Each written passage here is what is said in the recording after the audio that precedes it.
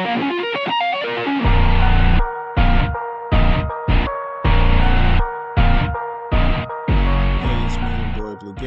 and today we'll be doing a Yu-Gi-Oh! Tier analysis video on Drytrons, Naturias, and Chronomalys. So let's get started. First up, Drytrons.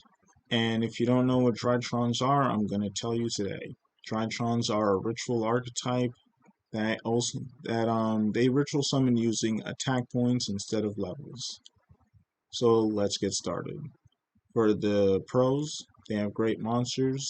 For this, wow, okay, I'm fucking this up already. Anyways, for the pros, they have great monsters. They also have great spells and traps.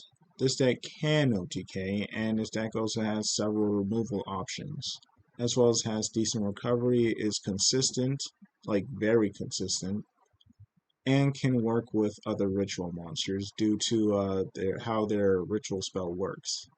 Like I mentioned, it goes based purely on the attack points. So you could basically summon something like Herald of Ultimate I don't know the name of that monster, but it's basically the one with 2,000 attack. And due to most of, if not all, the main deck Drytron monsters, with the exception of the rituals having 2,000 attack, you can basically just cheese out most ritual monsters in this very archetype. And for the cons, going first, this deck isn't all that great. Again, unless you consider things like the Herald cards. And this deck generally cannot play through more than 2 or 3 negates. For power, I'd give this deck a 3.5 out of 5. For defense, I give this deck a 2.5 out of 5. For recovery, I'd give this deck a 3 out of 5. Due to how easy it is to actually get off some of your Drytron effects, as well as the amount of pluses you gain in this deck.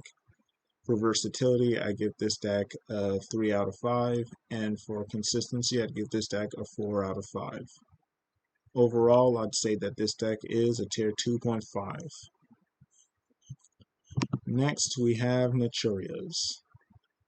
And for the pros, they have great monsters, they have great spells and traps. They can swarm now, especially more than ever due to the new support they have, thus making this deck way more consistent and way more easier to actually set up things like your Ant Jaw, or if you don't have the Ant Jaw, you could actually just swarm using basically the 2 new monsters, since they basically like to special summon themselves to the field, or at least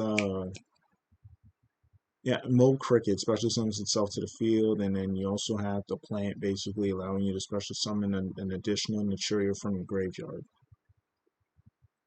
Anyways, this deck can also set up disruptions in the form of Naturia Beast, Naturia Embarkion, as well as several of your other Naturia main deck monsters, which there are a lot of Naturia monsters that actually set up a bunch of soft locks. Also, this deck is fairly versatile due to the number of Naturias you actually have in this archetype. But for the cons, I'd say that going second is pretty rough, since this deck likes to set up a bunch of stuff, and yeah, this deck isn't all that aggro. Also, this deck loses really badly to graveyard manipulation, and I found this out when I tried playing Naturias up against Tier Element with the Shizu cards, and it was not fun at all. For power, to give this deck a 2.5 out of 5 because it doesn't really have that much strength when it comes to offensive abilities. For defense, I'd give it a 3.5 out of 5 due to its swarming ability, as well as its ability to just constantly put monsters on board, thus making it very hard for your opponent to actually, game you. For recovery, I'd give this deck a 2.5 out of 5. For versatility, a 2.5 out of 5. And for consistency, I'd give this deck a 3.5 out of 5. And overall, I'd say that this deck is a tier 3 deck. Next and lastly, we have Chronomalys. And Chronomalys are a Zexal archetype. They're Xyz base, and they're basically an OTK deck. For the pros, This deck has good monsters, they have great spells and traps. This deck can OTK fairly well. This deck can swarm now, and this deck works really well with kaiju-like monsters, mostly because of its OTK combo. And this deck is fairly consistent and fairly versatile.